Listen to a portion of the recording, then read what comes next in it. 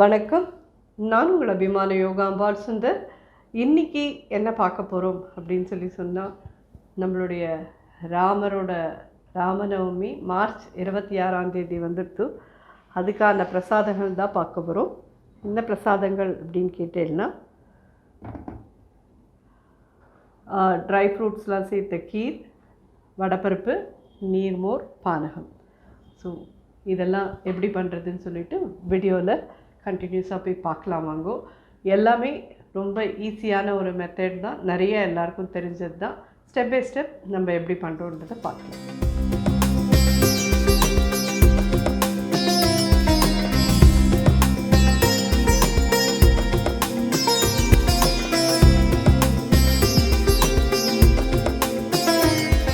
So ராமநவமிக்கான இந்த கீருக்கு பால் 1 litre வச்சுருக்கேன். கொதிச்சுட்டோன்னா அது மெதுவாக கொதிக்கட்டும்னு அப்படியே விட்டுருக்கேன். இப்போ அதுக்குள்ளே பாஸ்மதி அரிசி ஒரு பிடிச்ச பொடி ஊற வச்சுருக்கேன். அதை மிக்சியில் எடுத்துக்கிறேன். தண்ணி இல்லாமல் வடிச்சுடுங்கோ. ஒரு ஹேண்ட்ஃபுல் எடுத்துக்கோங்க 1 லிட்டர் பாலுக்கு. இது தண்ணி இல்லாமல் நல்லா வடித்து எடுத்துட்டேன். இன்னும் கொஞ்சம் வேணும்னா டிஷ்யூ பேப்பரால் நல்லா ஒத்தி எடுத்துட்டேன்னா ஈரம் இல்லாமல் ஆகிடும். அதுக்கப்புறம் இதை கரக்கரன்னு ரவை மாதிரி பவுடர் பண்ணி எடுத்துகிட்டு பார்க்குறேன். அது மாதிரி ரவையாக உடைச்சிக்கோங்க. இதை இந்த கொதிக்கிற பாலில் போட்டுருங்கோ.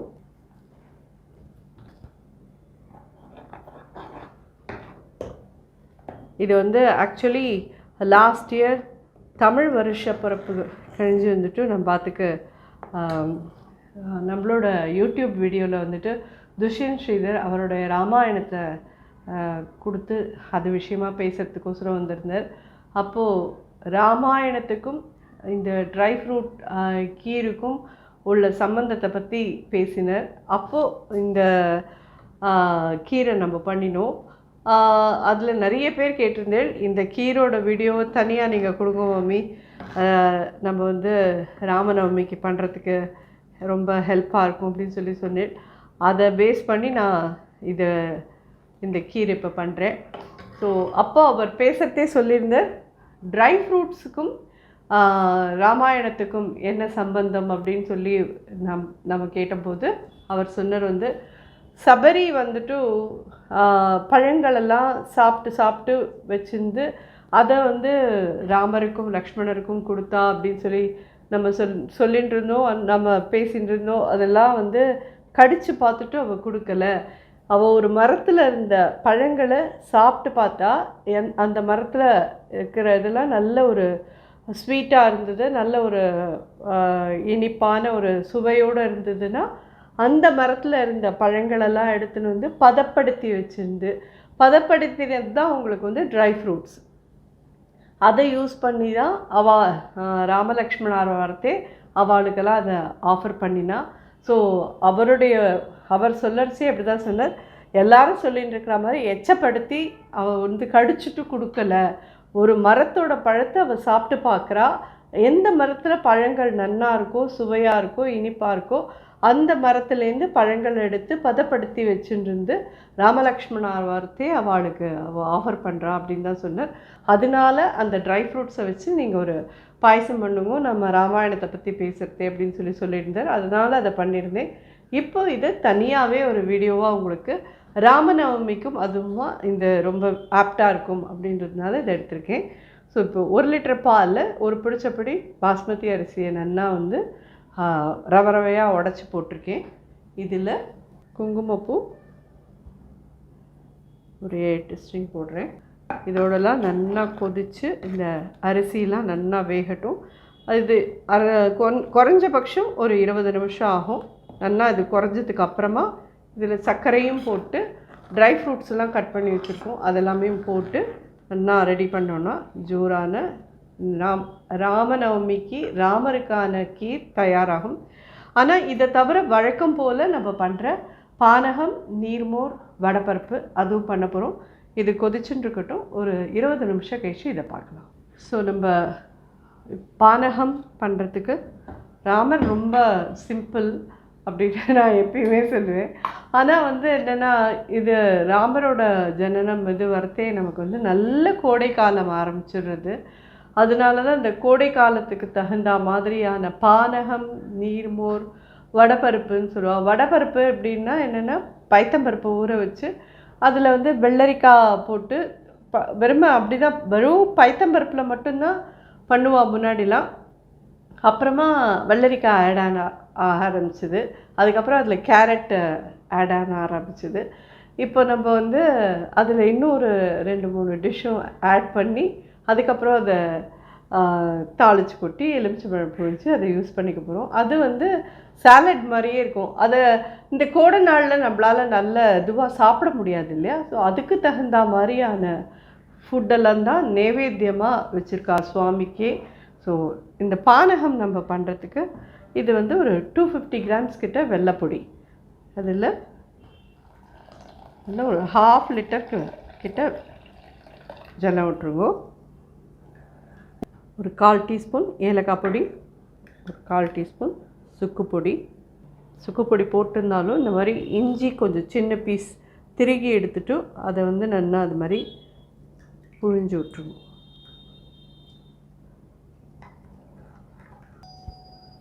இதில் எலும்பிச்சம்பழம் ஒரு சின்ன மூடி புழிகிறேன். ஒரு பழமே புழிஞ்சிட்டேன். நல்ல ஒரு தாக அடங்க இருக்கும் இதெல்லாம். இன்னும் ஒரு கொஞ்சம் நாளைக்கு வச்சு நல்லா வெள்ளம்லாம் கரைஞ்சதுக்கப்புறமா எடுத்துக்கலாம்.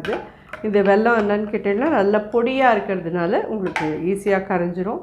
நீங்கள் வெள்ளை பவுடராக வாங்கி இதை கரைச்சிக்கோங்க, நல்லாயிருக்கும்.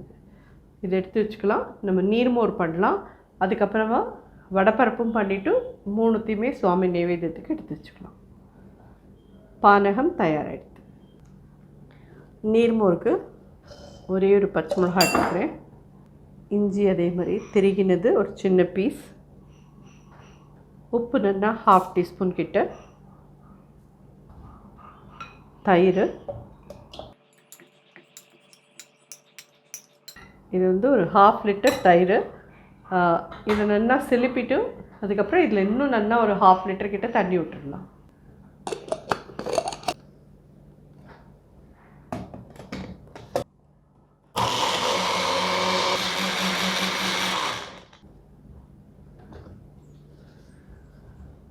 ஸோ இது இப்போ அரைச்சிட்டோம். நம்ம கருவேப்பிலை வந்து நம்ம இதில் பிச்சு போட்டு இது பண்ணால் எல்லோரும் பிடுங்கி வச்சுருவா. அதுக்கு பதிலாக இதுலேயே போட்டு அரைச்சிட்டோன்னா மொத்தமாக நல்லா கலந்துரும், நல்ல வாசனையாகவும் இருக்கும். அட் த சேம் டைம் உடம்புக்கு அதெல்லாம் குளிர்ச்சி தரக்கூடிய ஒரு விஷயம். ஸோ கருவேப்பிலை ஒரு ஆர்க் இதில் அப்படியே உருவி போட்டு அரைச்சிடுறேன். இப்போது ஒரு ஆர்க் கருவேப்பிலை இதில் போட்டுடுறேன்.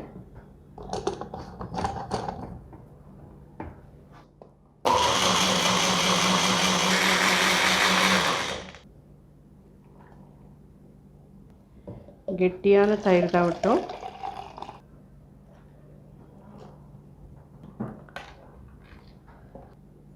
கொத்தமல்லி போட்டிருக்கோம். இதில் இப்போ கடுகு பெருங்காயம் தாளித்து கொட்டிட்டு மேலே கொஞ்சம் ஜீரகப்பொடி போட்டு நான் வச்சுருவேன். இதுதான் நீர்மோர். இதை நீங்கள் வந்து கோடை நாளில் சுவாமி நைவேத்தியம் பண்ணுறதுக்கு நிறைய பேருக்கு முடிஞ்சவாள்லாம் தயிரை மோராக்கி நிறையா வெயிலில் நடந்து போகிறவாளுக்கெல்லாம் இந்த கோடை நாளில் கொடுத்தேன்னா வயிறு குளிர்ற மாதிரி அவளோட மனசும் குளிர்ந்து நமக்கு நல்லது நடக்கும். யாருக்கெல்லாம் முடியுமோ அவள்லாம் இந்த கோடை நாளில் மோர் கொடுக்கறதுக்கு முயற்சி பண்ணுங்க. இது என்னுடைய ஒரு சின்ன தாழ்மையான ஒரு இதுவாக சொல்கிறேன்னு வழியே பண்ணுங்கோ அப்படின்னு சொல்லி உங்கள் எல்லாருக்கிட்டேயும் நான் கேட்கல. ஸோ முடிஞ்சவா கண்டிப்பாக நிறைய பேருக்கு மோர் கொடுங்க. இது ரெடி ஆகிடுத்து. இதில் இன்னும் தாளித்து கொட்டணும், அவ்வளோதான். ஊற வச்ச பைத்தம்பருப்பு ஒரு கப் எடுத்துட்டுருக்கேன். வெள்ளரிக்காய் ஒரு சின்ன வெள்ளரிக்காய் தோல் சீவிட்டு பொடி பொடியாக கட் பண்ணி வச்சுருக்கேன். கேரட் அதே மாதிரி நல்லா திருகி வச்சுருக்கேன். இது எல்லாமே இருக்குமா அப்படின்னு கேட்டேன்னா பழைய நாளில் வெறுமை பைத்தம்பருப்பில் மட்டும்தான் இந்த வடைப்பருப்பு பண்ணிட்டு இருந்தா. அப்புறம் இந்த ஸ்டெப்பாக எல்லாம் மாறி இப்போது வெள்ளரிக்காய், கேரட்டு, அதுக்கப்புறம் பலாப்பழச்சோளம் வரைக்கும் வந்துடுத்தோம். ஸோ இதுவுமே இதோட ஆட் பண்ணி பாருங்க, ரொம்ப ரொம்ப நல்லாயிருக்கும். இப்போ சீசன் தான், இது ரொம்ப நல்லா கிடைக்கிறது. ஒரு 1/2 டீஸ்பூன் உப்பு போடுறேன்.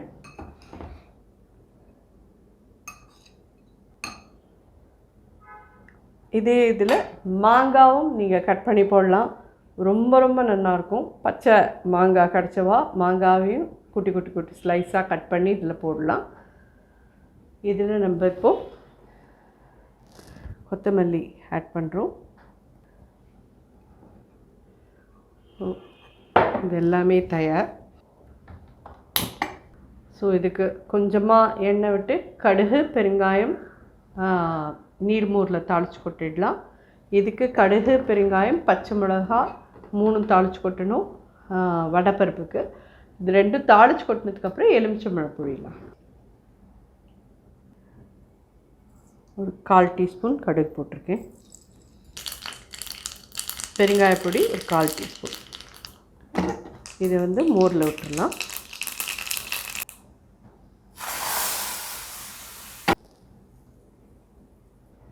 கால் ஸ்பூன் கடுகு, 1/4 டீஸ்பூன் பெருங்காயப்பொடி, பச்சை மிளகா 1.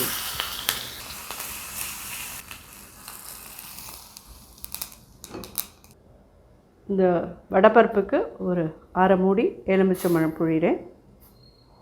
நீர்மோர்லேயும் ஒரு 1/4 மூடி எலுமிச்சம்பழம் புழிஞ்சிருக்கேன். நீர்மோர், வடைப்பருப்பு, சுவாமி நைவேத்தியத்துக்கு இது எல்லாமே தயார். கீரை இப்போ ஃபினிஷ் பண்ணிட்டோன்னா முடிஞ்சிடுது.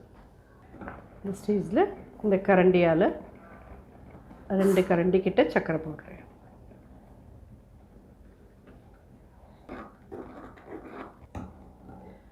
இப்போ இதில் பாதாம், முந்திரி, பிஸ்தா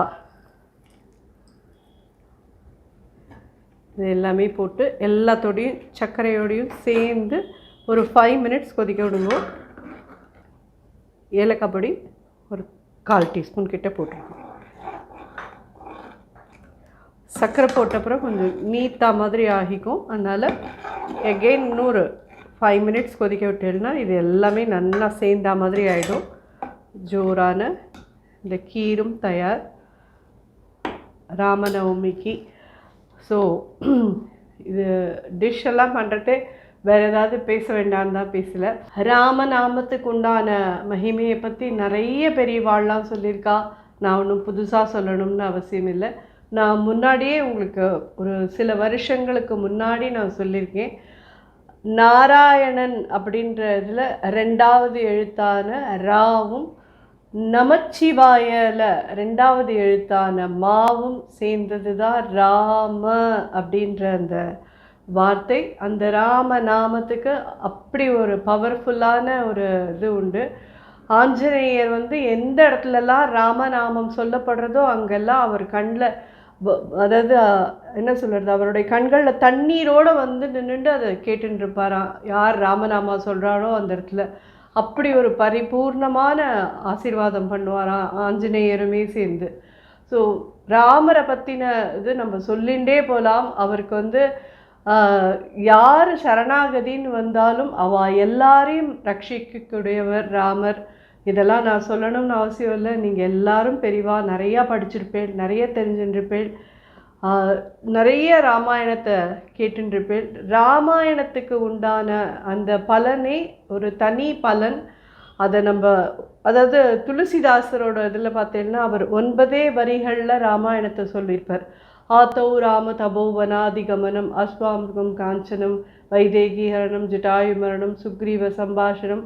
அது மாதிரி ஒரு 9 லைன்ஸில் அதை அவர் சொல்லியிருக்கார். நான் முன்னாடியே இந்த ஸ்லோகமுமே தனியாக சொல்லி நம்மளோட என்ன சொல்கிறது ஆன்மீக யோகியில் இந்த ஸ்லோகம் வந்து டிஸ்கிரிப்ஷன் பாக்ஸ்லேயும் கொடுத்து இந்த ஸ்லோகத்தை 2 தடவை சொல்லவும் சொல்லியிருக்கேன்.